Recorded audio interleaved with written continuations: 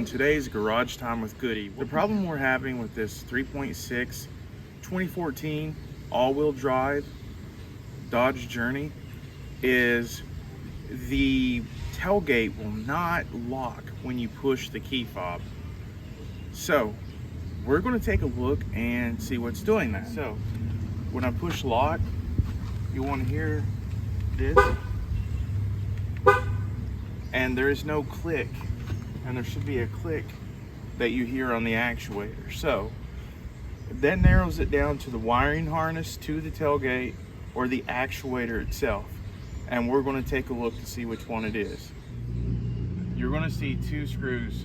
These are T30 screws on the plastic. You're going to want to go ahead and take those off.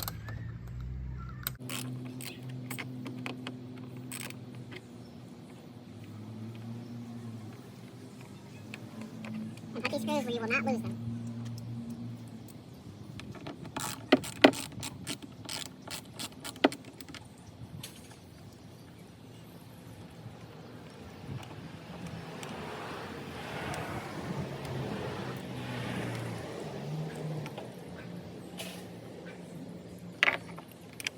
These two screws are out. I'm going to put them over here where I will not lose them. And then you're going to need a pry tool that will pry this down on either side. Once it pries down, you'll want to pull down because these are locked in place.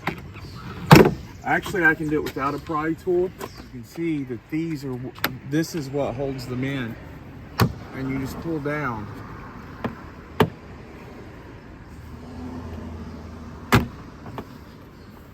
I'm going to come to this side and do the same thing. You can actually grab this handle if you don't have a pry tool and pull down.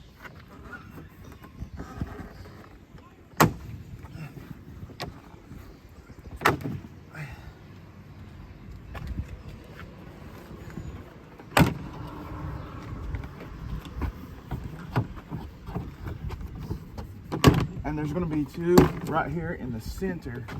And if you can see over here, you don't want to let the piece of plastic hang by itself, because there's going to be this one connector here to the back light of the inside. You want to disconnect that. You lift the plastic tab up, it disconnects,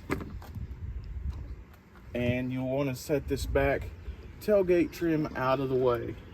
Okay, as I said before, once the trim is off, you're going to want to push lock on your key fob and see if this right here, this actuator is what it's called, if it moves or you hear any sounds from it.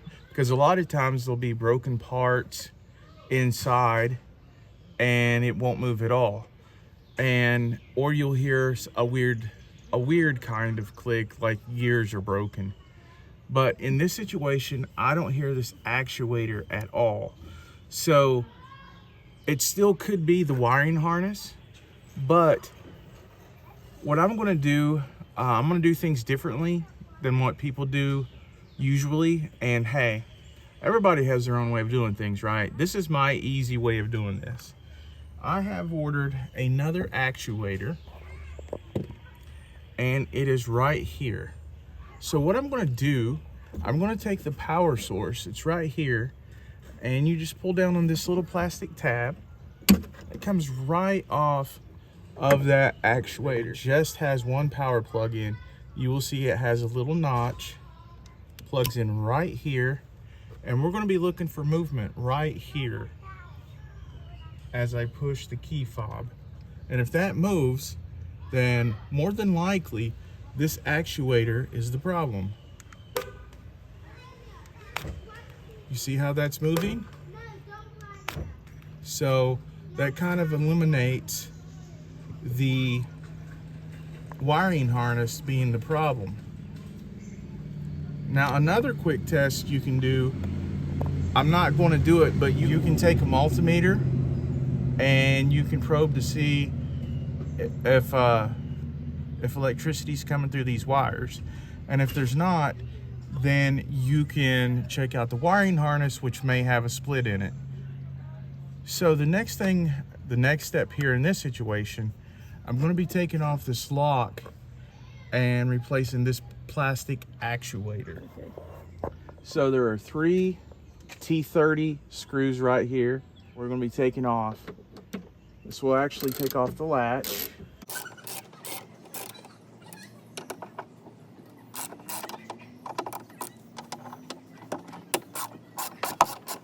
And this is a really good fix in case you keep something worth money inside your car and you don't want it to get broken into. You definitely want to fix this. Because your car could stay locked or unlocked, depending on what position it gets stuck in. There's 2. And getting ready to get that 3rd one.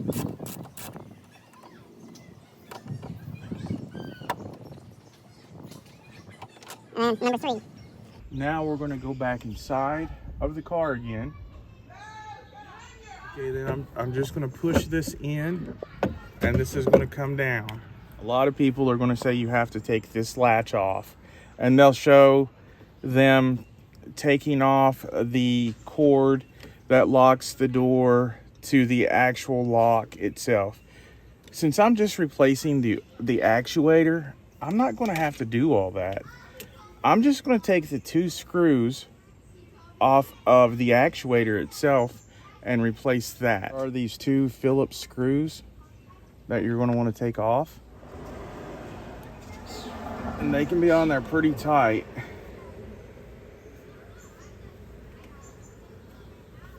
Because these all have thread locker on them. And you're going to want to put thread locker back on the screws.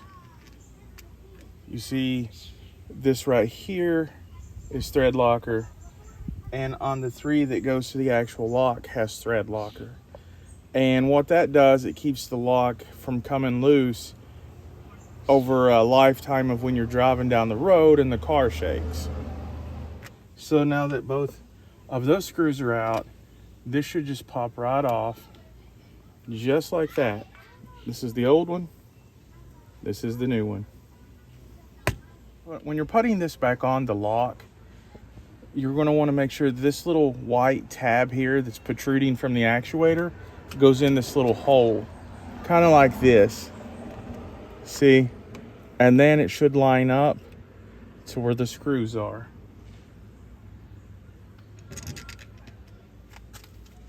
And that just goes back on there. We're going to tighten that up. I've put some fresh Loctite on there.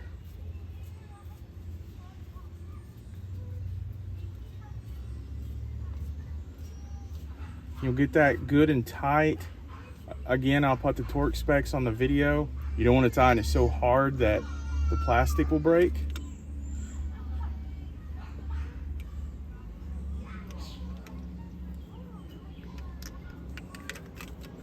And here you want to put that second screw in.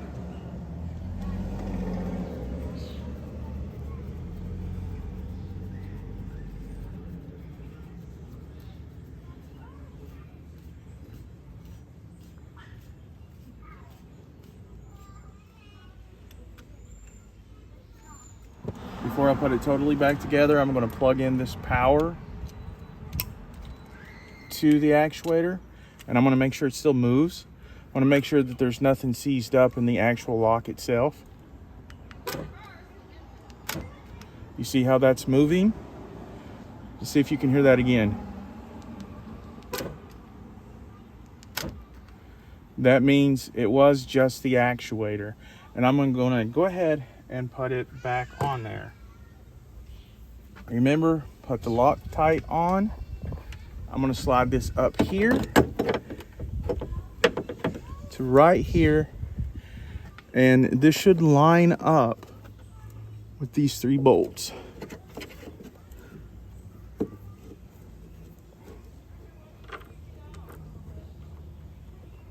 And I'm just going to get them started with my fingers. Now to tighten these more, I'm going to take the ratchet with the T30.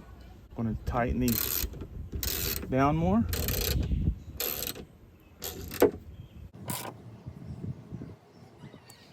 I'm gonna do these two.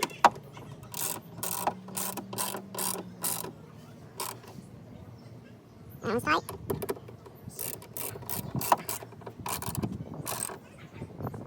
Again, that one's tight.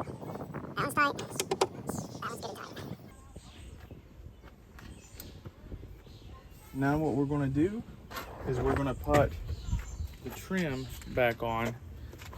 There should be about 15 of these insert clips all around the trim, and we're going to start putting them in.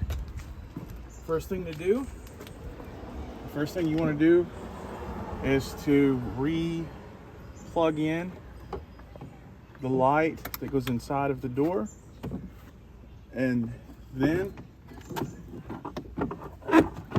you want to make sure that this plastic goes over this plastic here, and then I'm going to do that on this side as well. And then if I can see, I'm going to go around and look to where this goes in,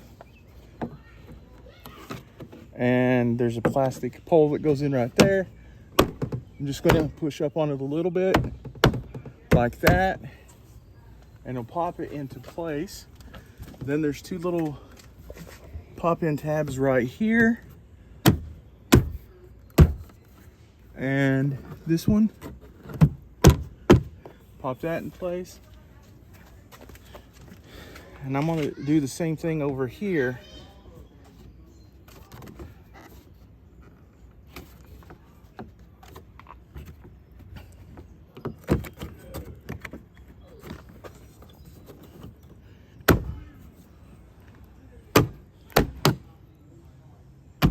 The last step you want to do is to put these two screws back in here and back in here.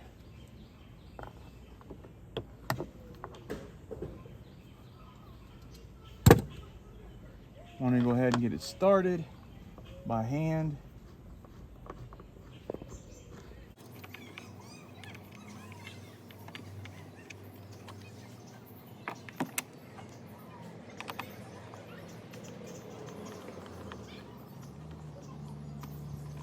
And then just tighten them on down, just like so.